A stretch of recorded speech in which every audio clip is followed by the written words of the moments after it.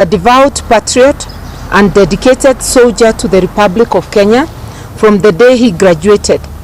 He has been through multiple tours of duty and ultimately as the top soldier in Kenya, the Chief of Defense Forces, the CDF.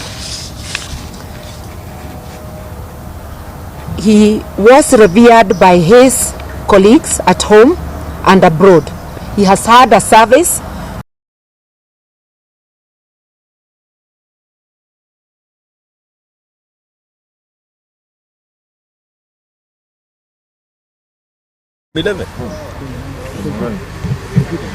Unajua situation yenyewe ni very very difficult.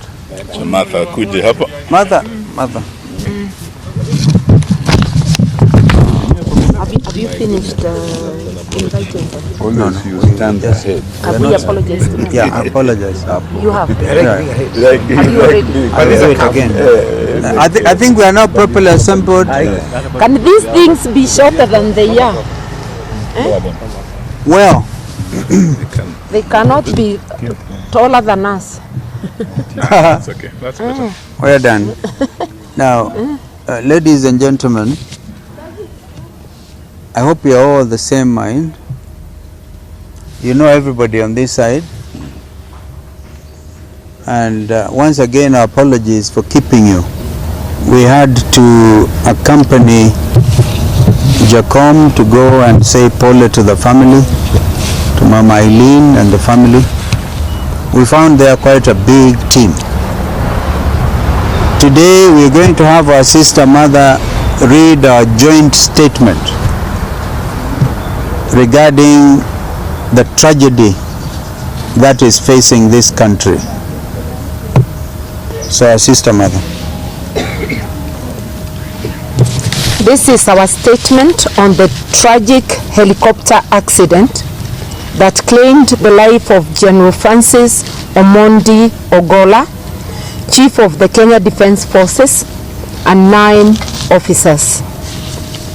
Azimio la Umoja One Kenya Coalition joins all Kenyans and indeed the world in grieving the tragic loss of the Chief of Kenya Defense Forces, General Francis Omondi Ogolla.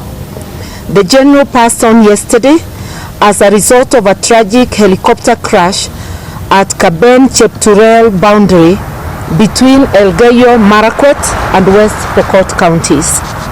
General Ogolla died in the course of duty alongside 9 other officers, Major George Benson Magondu, Brigadier Swale Said, Colonel Duncan Keitani, Lieutenant Colonel David Sawe, Captain Sora Mohammed, Captain Hilary Litali, Senior Sergeant John Kenyua Mureithi, Sergeant Cliffons Omondi, and Sergeant Rose Nyawera. This is devastating, not only to the country but more to their families. Fortunately, the brutal hand of death left behind 2 unidentified survivors whom we wish a speedy recovery. We also ask that they be secured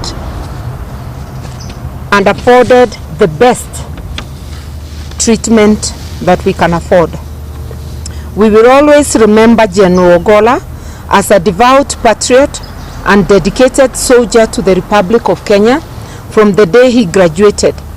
He has been through multiple tours of duty and ultimately as the top soldier in Kenya, the Chief of Defense Forces, the CDF. He was revered by his colleagues at home and abroad. He has had a service of 40 years. Kenya's 11th CDF was a focused visionary whose impact on our disciplined forces, indeed our nation, will be greatly missed. To General Ogolla's family and those the families of the other fallen soldiers, we offer our deepest condolences. At this most difficult moment, we stand with them and our prayers are with them. As Azimio, we are deeply concerned that the Kenya Defence Forces have had several other accidents in the last 12 months, including yesterday's tragic crash.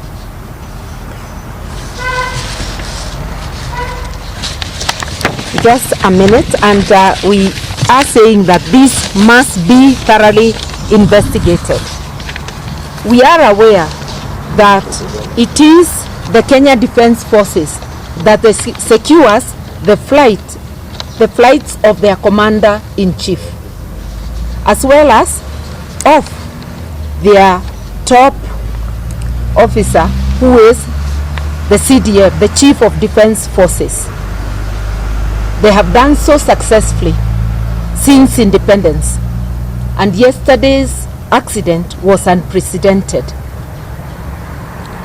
We are therefore saying that this is of great concern to Kenyans. It needs serious investigation, and it raises pertinent concerns about our the safety of our airspace, and especially of our disciplined forces. We need a serious relook into our security equipment, especially the aircraft, and we need to undertake a complete overhaul. Yesterday's unfortunate accident needs expeditious investigations, and this will not only help ease the already tense and anxious feelings of Kenyans, but it will put an end to any speculation. The investigations must be open and reports made to the public.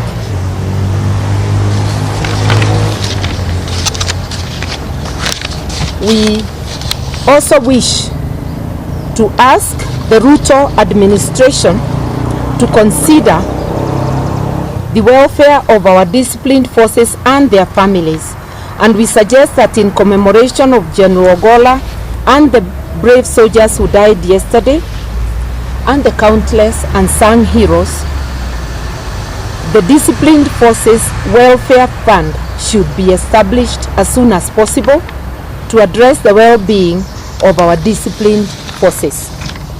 The questions Kenyans are asking, in conclusion, is whether it is routine for the Chief of Defence Forces to go and inspect construction of classrooms.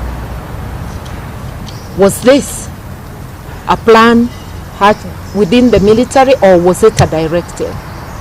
There are many questions which beg answers. Even the visual images of that accident, I don't want to say anything more that may prejudice investigations.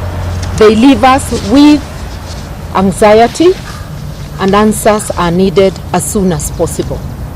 Once again, our deepest condolences to the families of General Ogolla and the 8 gallant officers who perished with him, and our prayers for quick recovery for the 2 survivors. Yeah. Thank you. Thank you. This was not the one. You kept mixing